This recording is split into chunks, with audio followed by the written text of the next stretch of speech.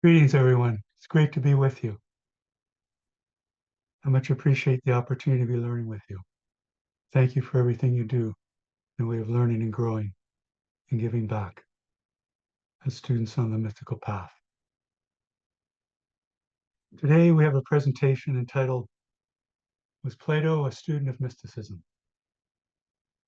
In this regard, I'll mention that this highly influential philosopher, Plato, is one of the ancient Greek thinkers who we study as part of the Rosicrucian teachings.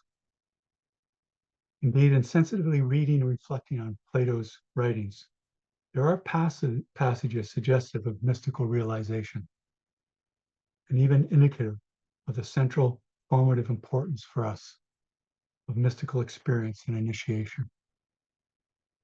We'll consider those texts in Plato's own and our own relationship to mysticism. I'll share with you now an inspiring engraving I think you'll much enjoy seeing.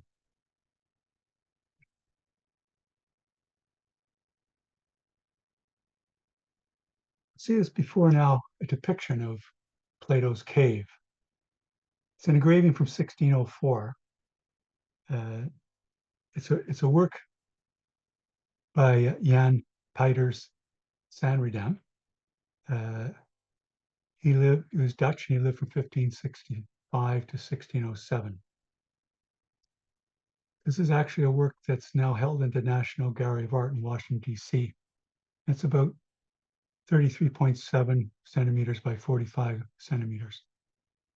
And it's a very intriguing work. I think many of you are quite familiar with this great allegory of the Western philosophical tradition, Plato's Cave.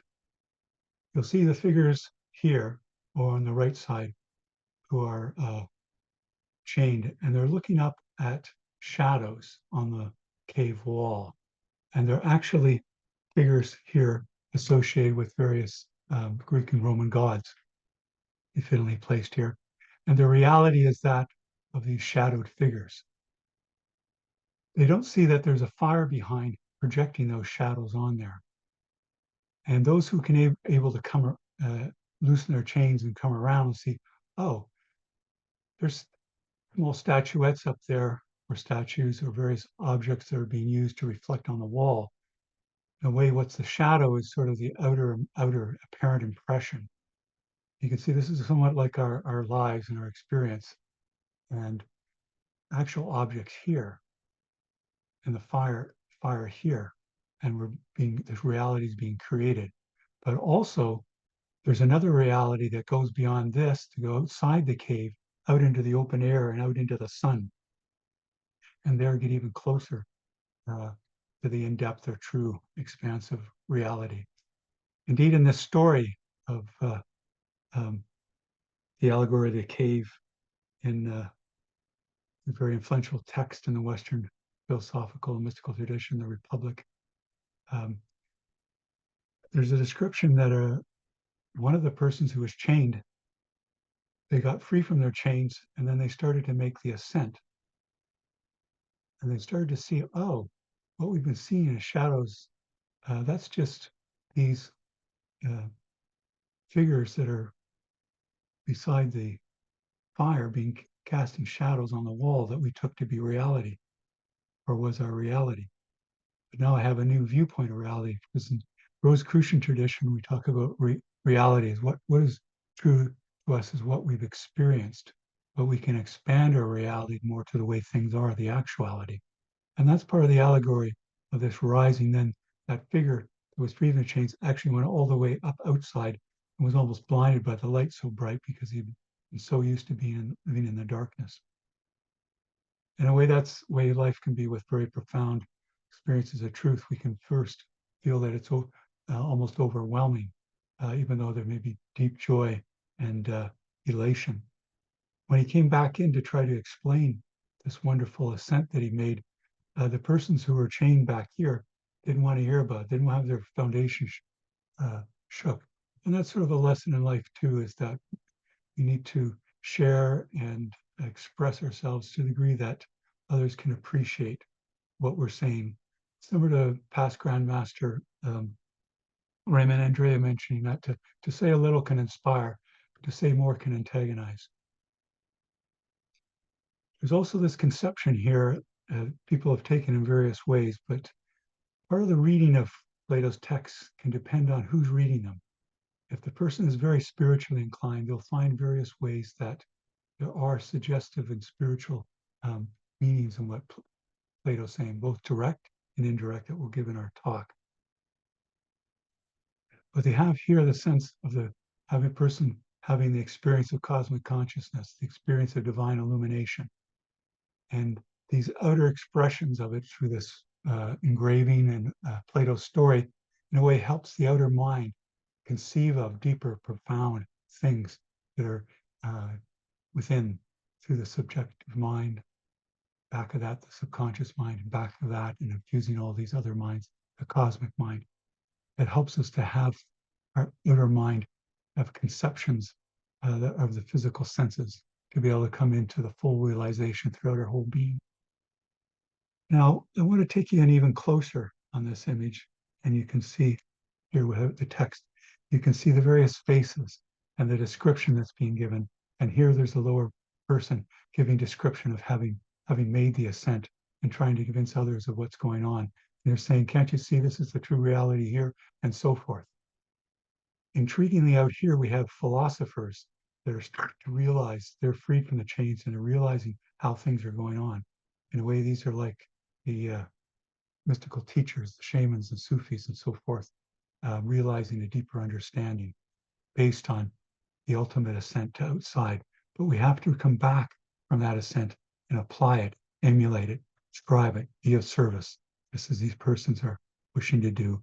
And these are, in their own way, being of service to him and gathering his greater understanding. So this time, let's take this inspiring story of Plato's cave and this engraving before us. And let's make our own ascent from the cave to the great light into the living sun, as the Ferragnauten spoke of, the living atom. And later in the Middle Ages, the great mystic Hildegard of Bingen would talk about the living sun, the interior sun that's within us.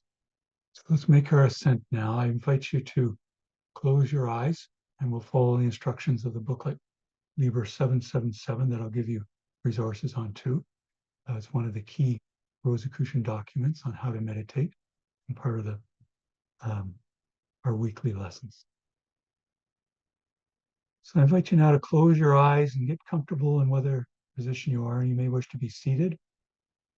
If you'd like to lie down, that's okay too, whatever position you find best. What's particularly important is if you can breathe in an unencumbered way. Once you've got comfortable, your eyes closed, we close our eyes, we'll bring them down, eyelids much down, to nearly closed, so we can let go of outer visual stimulation.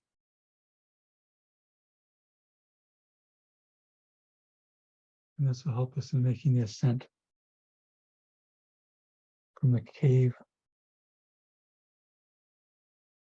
to what Plato referred to as the archetypes or the divine archetypes, and the all-knowingness and all love described in his text. I invite you to undertake a purification.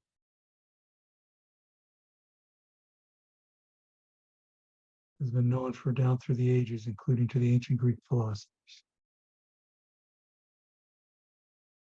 Move into the more refined, deeper aspects of our life. We need to let go for a time of our outer impressions.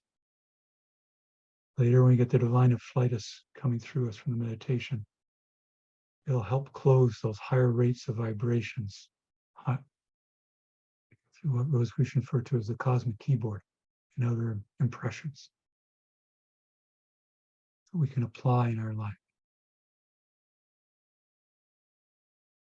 I invite you to breathe a little more deeply than usual. Just enjoy the great incoming and outgoing of the breath.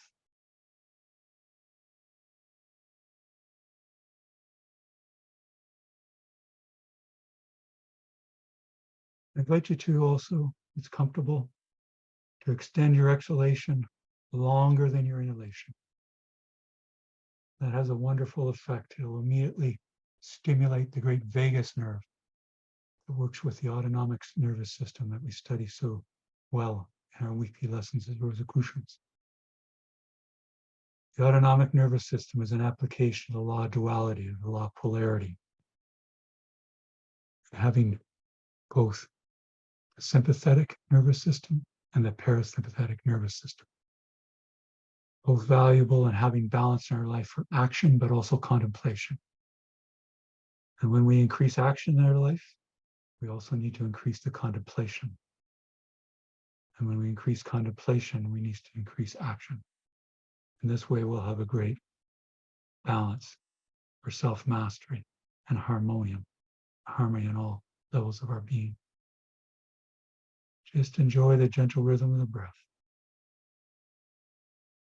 I know it can be often thought as when we become more active, we feel we have less time to meditate.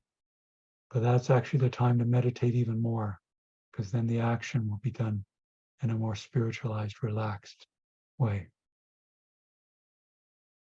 More efficient, more masterfully, more enjoyed. And as we work, we're even better able to relax. As paradoxical as that seems.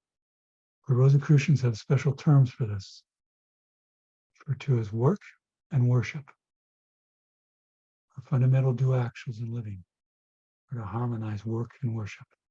With the work, the giving in service, the learning, the growing, increasing understanding. The worship, increasing our attunement, contemplation, realization of all things. And our work infuses our worship, and worship infuses our work.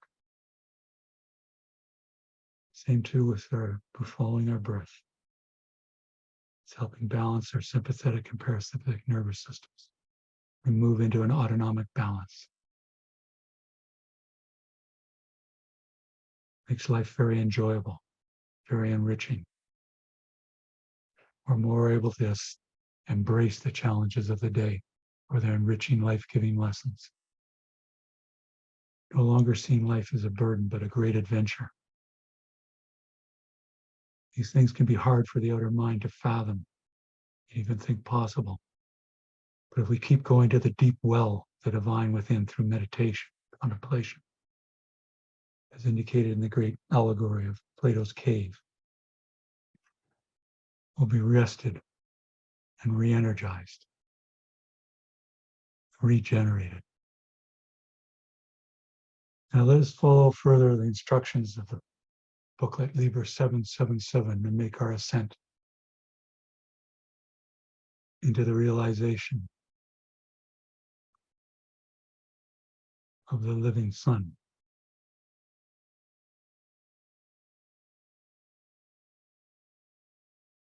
This time I invite you to use all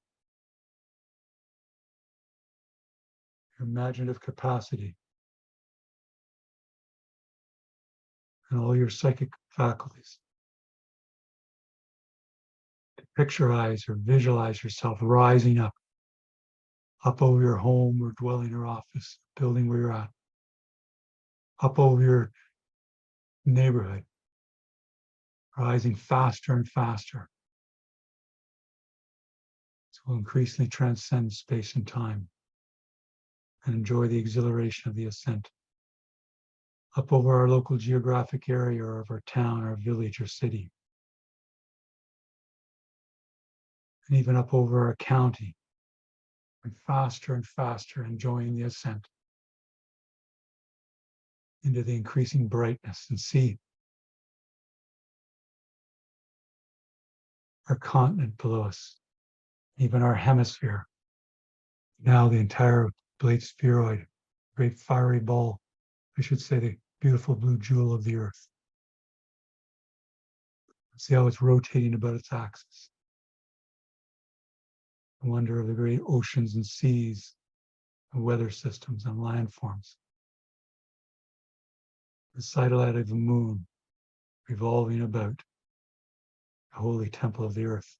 As we look up and travel faster and faster, now we see the great fiery ball of the sun, our local star, and the great elliptical orbits of the planets.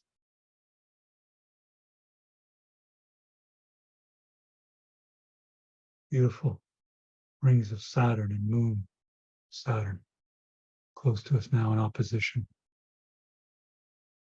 The Earth and the Sun, a huge planet of Jupiter, and the other smaller planets. As we look up and past myriad stars and stellar phenomena, quasars and pulsars, rogue planets and asteroids and comets, nebula. Enjoy the exhilaration of the ascent, rising higher and higher. Sense how we're within a great body that is our home galaxy, the Milky Way galaxy. Know that we're in one of its great spiraling arms as we pass out from this wondrous galaxy and look back at its beautiful geometric form, suggesting the laws of the cosmos. Let us continue to rise up faster and faster, way beyond the speed of light as we transcend space-time or the space-time continuum, enjoying and exhilarated by the ascent. Increasingly working with the divine within. Apply the law of correspondence as we rise higher and higher into the cosmos. At the same time, there's a dual mirroring action, going deeper and deeper within, the divine within. You rise higher and higher, past other galaxies, some in spiraling forms and some in others. Past the myriad stars and the great stellar web, connecting the stars and planets. Great stellar web or cosmic web. Past myriad clusters of galaxies, even superclusters of galaxies, that is, clusters of galaxies. Sense the vastness, suggestion of the infinite.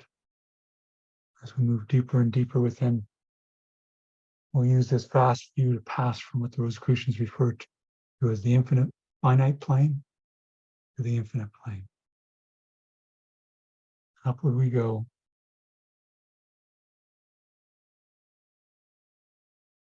Increasingly experiencing the universal intelligence back of the cosmos, referred to as Rosicrucians as the cosmic, and all natural and spiritual laws thereof. As we look up and travel faster and faster, I think you'll start to sense the great stupendous rotation of the universe about a cosmic axis, spoken of since ancient times by mystics and philosophers.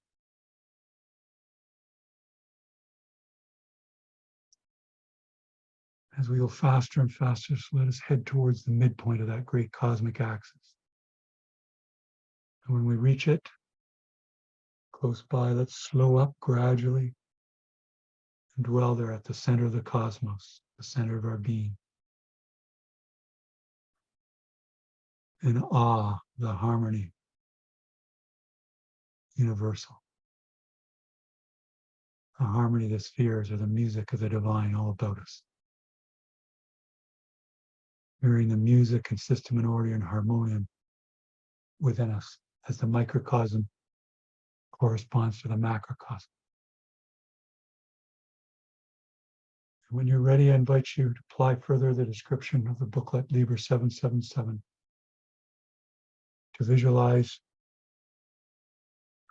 your celestial sanctum, which may be the divine temple all around you, or maybe an inspiring temple on earth you find particularly helpful and meaningful, or maybe an inspiring place in nature, being on a shoreline of a lake or an ocean or a sea, and the suggestion of the rays, the law of vibration, the vastness, testing the law of cosmic attunement, or high on a mountaintop or hill, suggesting cosmic communion, or a sacred grove, suggesting baptism and purification and communion.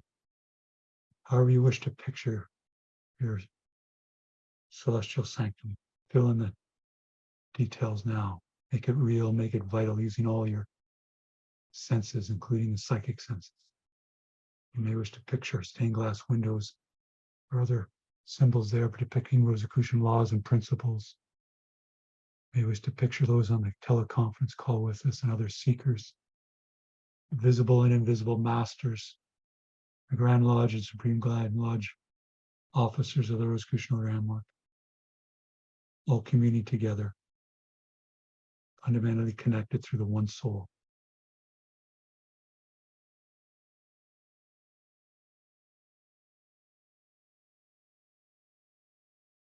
And when you're ready, release your visualization. You can say, if it pleases the cosmic, it is done. I'll travel through this conscious mind into the cosmic mind.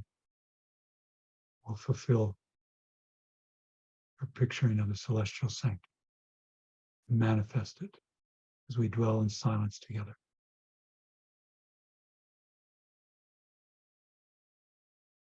And just feel whatever there is to feel. Indeed, feel all there is to feel.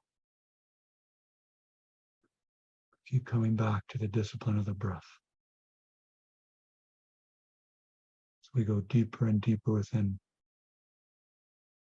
while there's a corresponding action as the divine within reaches towards us, and we realize it as increasingly our true nature.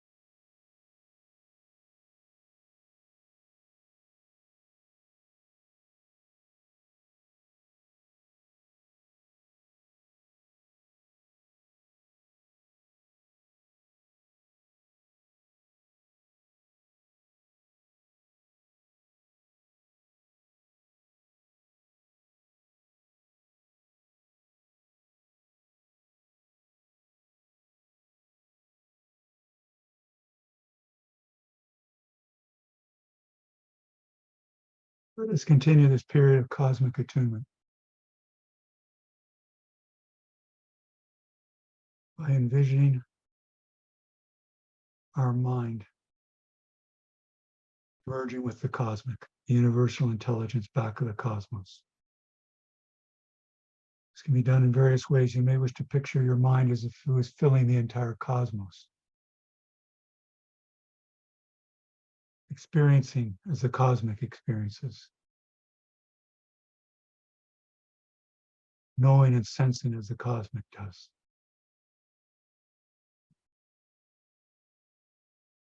Being the cosmic, assuming the cosmic now.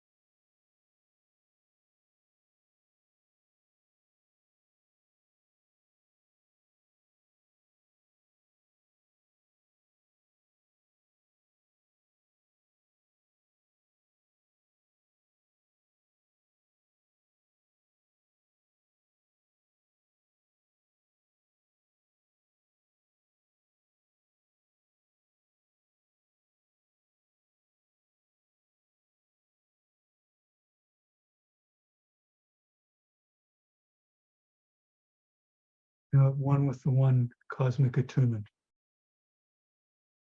You have arisen from the cave, the living sun within us. I invite you to partake further work and worship of the Rosicrucian Ramwork. I participate in a sending of metaphysical aid. You can join with the Silent Council in conjunction with the Council of Solace, the Rosicrucian Ramwork, by radiating love and well-being from the depths of our being to all those who have petitioned the Grand Lodge, the Rosicrucian Ramwork, for guidance and healing. And let us radiate love and well-being to all those who petition the Rosicrucian Ramwork's affiliate bodies for guidance and healing. And let us radiate love and well-being to all those we know who are in need of guidance and healing. And finally, let us radiate love and well-being to all sentient beings throughout the cosmos who are in need of guidance and healing. Just let the love and well-being flow like a great floodlight filling the universe.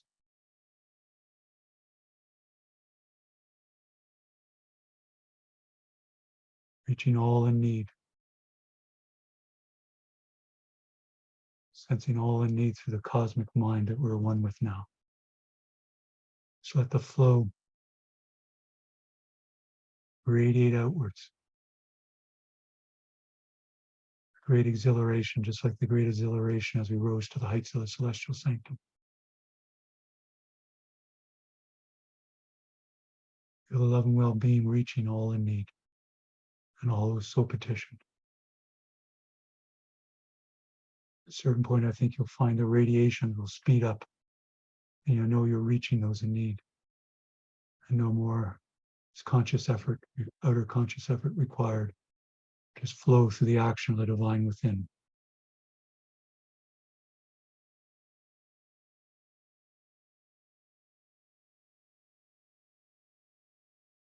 This way we fulfill our divine right and birthright.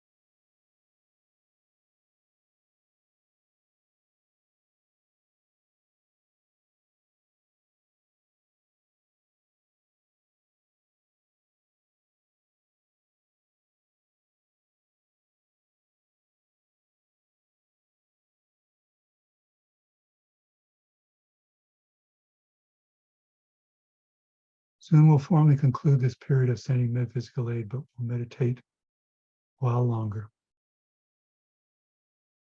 Closing this period of metaphysical aid, be assured the radiations of love and well-being will continue as a way of life, as part of our mission in life.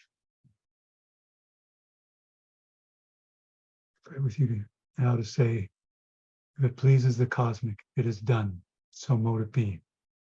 Let us continue to meditate, one with the one in cosmic attunement, assuming the cosmic mind.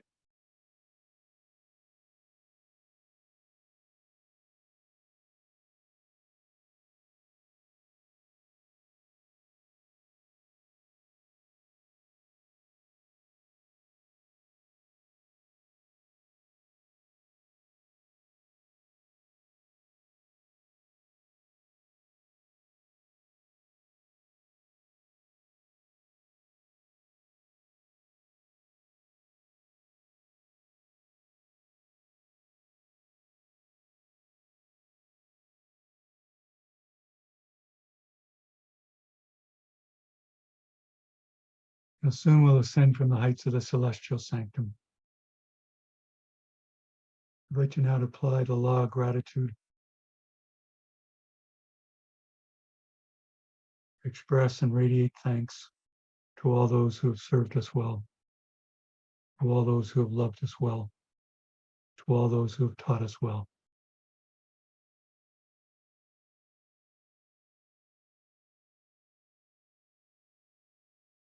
And as they gave, so we are to give. The lost service.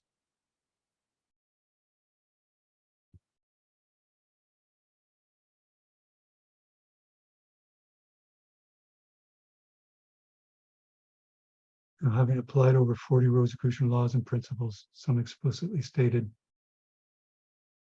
some implicitly involved, let us begin our descent from the heights of celestial sanctum, traveling with great rapidity beyond the speed of light, past the myriad superclusters of galaxies, clusters of galaxies, galaxies,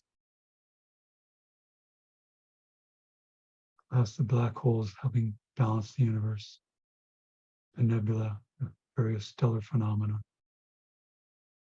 quasars and the pulsars, and the comets and the planets. Join the exhilaration of the descent, taking with us this divine communion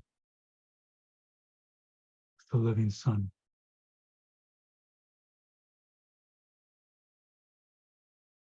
Our true nature.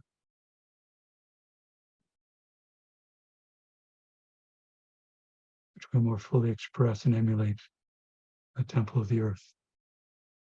We see in the distance the great spiraling arms of our local home, the Milky Way galaxy.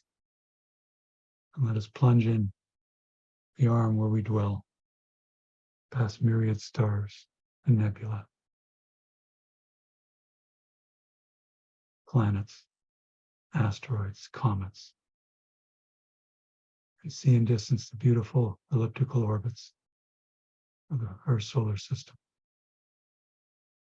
Great fiery ball of the sun, beautiful blue jewel of the earth. As we come to the hemisphere where we left off, a continent, great nation or country, province or state, our county, our local geographic area of city or town or village, the dwelling where we left off, or building or office. I invite you to say with me now the following prayer invocation. May the God of my heart sanctify this attunement of self with the celestial sanctum, so mote it be. And let us descend further down into the room where we left off. However we're situated,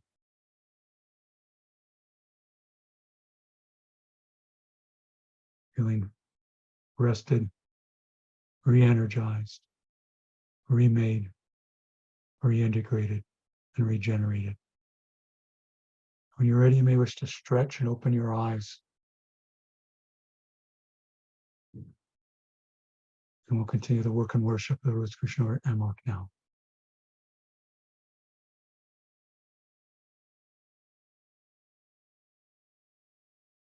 Thank you, everyone. Now, in regard, continuing our presentation, was Plato a student of mysticism? Part of the value is to keep in perspective his time period he was living in. He's thought to be born around 428 to 423 BCE and lived to incarnated to around 348 to 347 BCE. And looking back on texts, it's helpful to take into account the times and how people would have expressed themselves in that time period and so forth. And that can sometimes add an added challenge for us. But at the same time, it gives us a different perspective, a different way of seeing things, sometimes a different angle or different expression, different cultural expression, and give us that fuller aha experience we wish.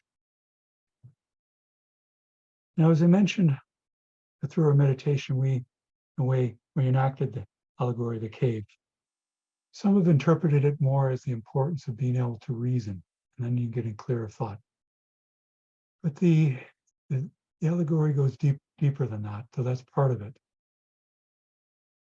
Indeed, you can think back particularly over the past half century, I've been noting that there's an increasing scholarship that's drawing out the more deeper mystical side of the ancient Greek philosophers that we study in our Rosicrucian teachings. We saw that in our Rosicrucian teachings over the centuries as well. And there's been important scholars, to name a few, such as Yulia Istinov and Algis Estevinas and Peter Kingsley, which I'll give you some references to later, have shown that there's a mystical transmission going on that's at the heart of Western culture. I think some who have studied traditions of shamanism have emphasized where they are, for example, the Inuit of Siberia or of Alaska or Canada. At the heart of those cultures is the tradition is the shaman as a mystic and a healer. And this is true of Greek culture and indeed cultures in general. We look deeply into them. And often with languages, those cultures, language abroad, they'll have those mystical teachings in them in their etymology. Sometimes it may take years to realize it, just like it can take years of reading sacred texts, such as the New Testament, or the text of Plato's dialogues to realize that deeper spiritual meaning. The sacred texts traditionally, within the East and West, had different senses or levels of meaning, a literal meaning, but also a moral or tropological meaning, an historical meaning, but also an anagogical or mystical meaning. This is true with Plato's text as well, which I'll draw out for this now. Even a person who's not looking for a deeper spiritual meaning, being on the lookout for that in Plato's text, they have to admit that concepts of the soul and its immortality are there. Concepts of the gods and the importance of communing with them, indeed the divine overall and in heaven. We see this in the allegory of the cave. That in a way is at the heart of the Western tradition, and in its depth shows parallels with Eastern indigenous traditions as well. We think of Plato's Republic, where the allegory cave was, but also, as our imperator Claudio Mazzucco has pointed out, is a great work of education. And it's beautiful that it emphasizes the importance of service as being a fruit of education, and also the importance of a well-rounded education in music and the laws and the sciences and the various arts that are part of the mastery, what Rosicrucians have called the mastery of living. And there's a very beautiful culmination statement in the Republic, I think you recall, where it mentions that the Republic describes an ideal city. In a way, it was an early utopia. There's really inspiring examples through the Rosicrucian tradition.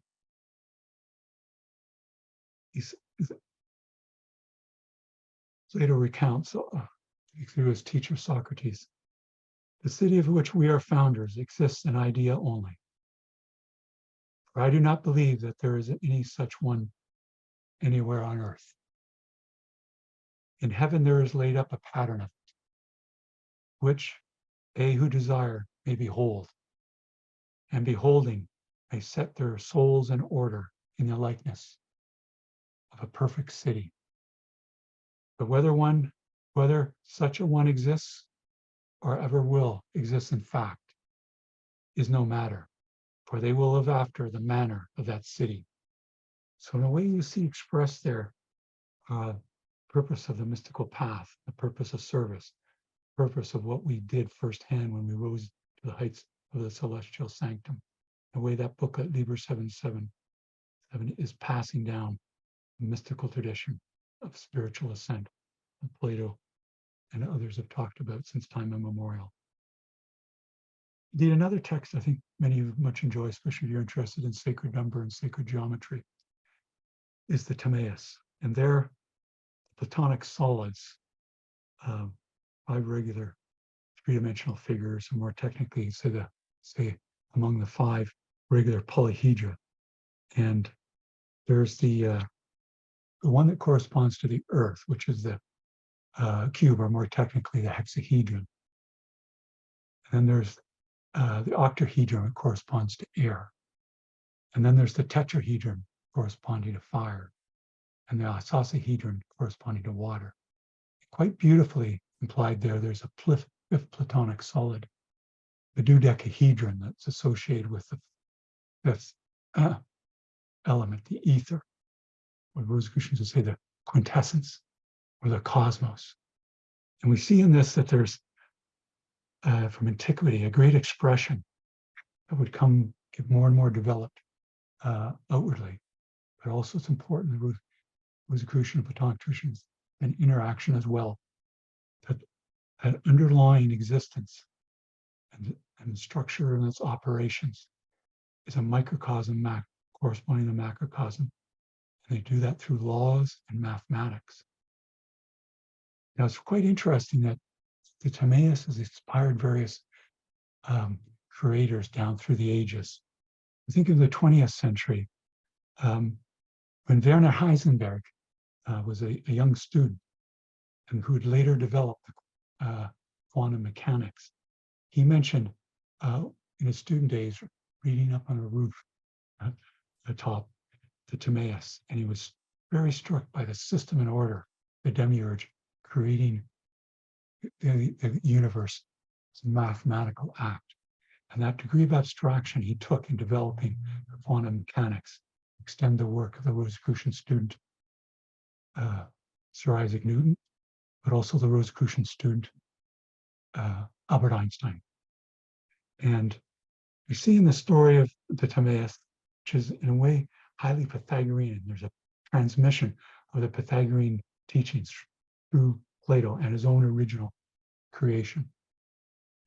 That there's a demiurge creator back of it, but that creator, there's a divine intelligence back of it, and in it, and beyond it, and deeper, that we experience when we ascended to the heights of the celestial sanctum.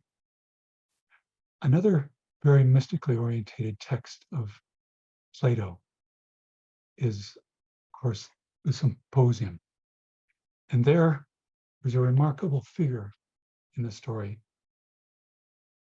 Diotima, who appears as or like unto a prophetess, priestess, an initiator of the Eleusinian mysteries.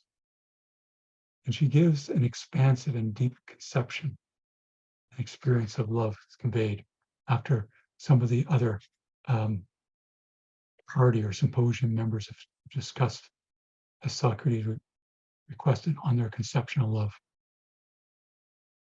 Diotima gives this overexpansing, very deep expression. You can see that Socrates has had her as an initiator, as a teacher. And it's beautiful to see this feminine figure in a way at the heart of the spiritual and philosophical tradition of the West. And this is very much as the Pythagoreans and Diotima, or Diotima, and Plato and Plotinus after them, the philosophy truly as the love of wisdom, coming into the experience of all knowingness and love. Similar in that way, the great doctrine of love, or celestial or heavenly ascent, was expressed by Plato, but he's also passing that on from others before him. And this idea of love, divine love, and being attained to through a celestial heavenly ascent is a mainstay in the history of mysticism over the ages. We see it, for example, in Dante's inspired text, Paradise. Indeed, Plato does not make mention of initiation. The Rosicrucian order is an initiatic order. And this is part of the reason why we study ancient Greek philosophers and Plato's teachings in various stages of our teachings. Indeed, initiation into the mysteries, that is, into the deeper gnosis, deeper truths of life, is mentioned by Plato in the Phaedrus, the Phaedrus and Symposium, and also a civic rite of initiation in a similar spirit in the Meno. So he's recognizing the importance in the ancient Greek world and earlier importance of initiation, to moving from the finite plane into the infinite plane, and then infusing the infinite plane in the finite plane. Or as past imperator Ralph M. Lewis mentions in his book, Sanctuary of Self, which we'll give you a reference to, behooves us in experiencing the cosmic to bring that back and apply it, whether arts and sciences we're familiar with, clothe the impressions, that divine illuminative experience beyond space and time, clothe it in space and time, express it in the arts, in the sciences, in engineering, culinary arts, and in friendships and interior design in our homes, and how we travel, whatever it is. And then as we see outwardly in ourselves that more cosmic harmony and order, we're more able to then move from that emulation of the cosmic into the attunement of the cosmic again. And we have this powerful, healthy, reinforcing circle that helps us into mastership and greater service. These are things that mystics over the ages have been aware of, and Plato was very much in his emphasis, for example, in the Republic, on the concept of service. It's striking in City that he discusses, even see there, he's speaking allegorically, because he'll mention one of the allegories of the great city was that it was the microcosm, that the soldiers were like our outer senses, and the philosopher kings were like our reasoning and our capacity for divine attunement. Also very beautiful in the book Meno that I made reference to, Plato, through his teacher Socrates, or the character Socrates, talks about how our knowledge, we have knowledge that's innate. And the way that he does that is that Socrates draws out from a young boy various ideas about geometry that hadn't been taught to the boy or this young person. And yet they're there as innate knowledge to the archetypes that is in the Platonic philosophy, that this world is a manifestation of the archetypes, expressions of number and geometry in various forms. Just like there's a triangle in the, we could say, manifest in the world, there's the ideal of the triangle at which it's a manifestation of. Just like for the human being, we're in a way a manifestation of the divine intelligence and principles in this world. Strikingly, too, it's less known that there's letters that are ascribed to Plato. And scholars are often in agreement. There's some disagreement, but often many are in agreement that his seventh letter in particular seems like he actually wrote it. And it's very interesting in that seventh letter that he emphasized how profound philosophical truths are ineffable beyond written inscription. This is a person who's done all the dialogues. And they cannot be fully captured in writing. And we know that about mystical experience. So there's an allusion to mystical experience there. And that even goes further, that divine insight and experience is required to know and realize the divine archetypes. And that there has to be a divine illumination to realize the totality of full love and all knowledge. And these are things that he realizes, and we see ourselves. He's part passing on the ancient Egyptian mystery school teachings we learn about in our Rosicrucian studies, and also the Orphic mysteries that were continued through the Platonic philosophy, the Neoplatonic philosophy, down through the ages. I'll give you some references from the Rosicrucian Digest in this in a little while, and truly see that philosophy for Plato is the love of wisdom, and the wisdom is that compassionate knowledge applied in service, and we need to turn inward for it. It's the divine within.